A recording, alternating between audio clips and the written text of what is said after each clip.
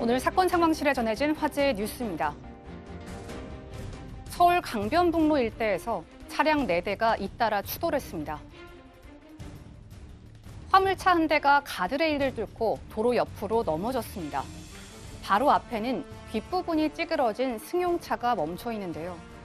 오늘 오전 1시 30분쯤 서울 마포구 강변북로 성산대교 인근에서 승용차 3대와 화물차 1대가 잇따라 추돌했습니다. 이 사고로 화물차 운전자 1명과 승용차 탑승자 2명 등 모두 3명이 다쳐 병원으로 옮겨졌는데요. 또한 성산대교 구리 방향 2개 차선이 부분 통제되기도 했습니다. 경찰은 가해 승용차 운전자가 음주 상태에서 운전하다 방화대교에서도 다른 차량을 들이받은 뒤 연이어 사고를 낸 것으로 보고 정확한 경위를 조사 중입니다. 직장 선배의 약혼녀를 성폭행하려다 살해한 30대 남성이 2심에서도 무기징역을 선고받았습니다. 법원은 성폭력 범죄의 처벌 등에 관한 특례법 위반 등의 혐의로 구속 기소된 남성의 항소심에서 원심과 같은 무기징역을 선고했습니다. 남성은 지난해 5월 전남 순천시의 한 아파트에서 직장 선배의 약혼녀를 상대로 성범죄를 저지르려다 숨지게 했는데요.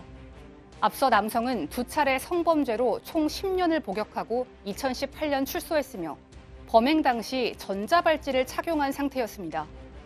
2심 재판부는 남성의 범행이 흉악하고 반인륜적인 데다가 누범 기간 중 범행을 저질렀다고 밝혔는데요. 이어 원심의 형이 너무 무겁거나 가볍다고 볼 수 없다고 항소 기각 이유를 설명했습니다. 변희수 전 하사가 전역 결정 재심사를 육군에 요청했습니다.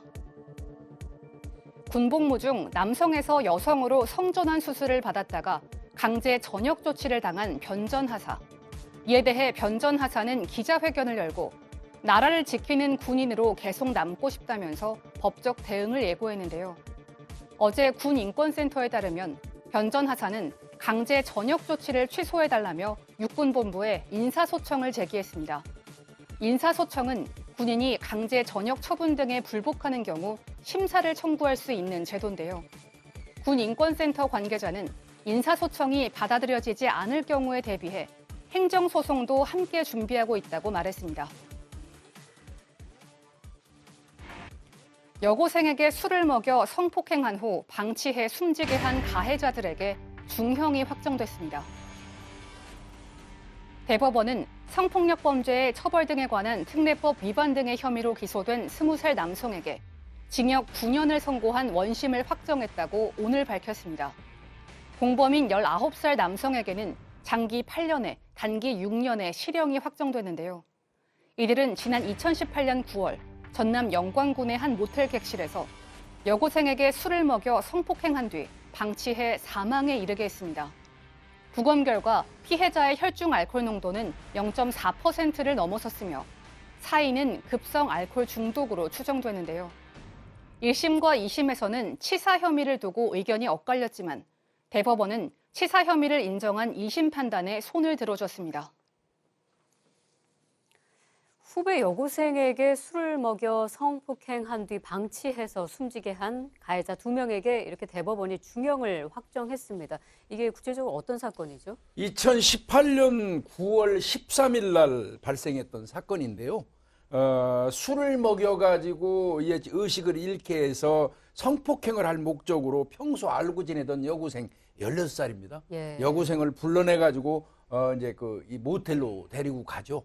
그리고 거기에서 자신들끼리는 미리 게임의 종류라든지 뭐 정답 같은 거를 미리 다 짜고 알고 있는 상태에서 이제 게임을 하는 과정에서 걸리면 벌칙으로 술을 먹도록 했어요. 네. 그런데 자신들은 짜고 하니까 그 여고생만 집중적으로 1시간 반 만에 소주 3병 정도의 벌주를 먹게 된 겁니다. 네. 급기야 의식을 잃게 됐고 의식을 잃은 이 여고생을 2사람이 이제 성폭행을 했던 그런 사건인데요.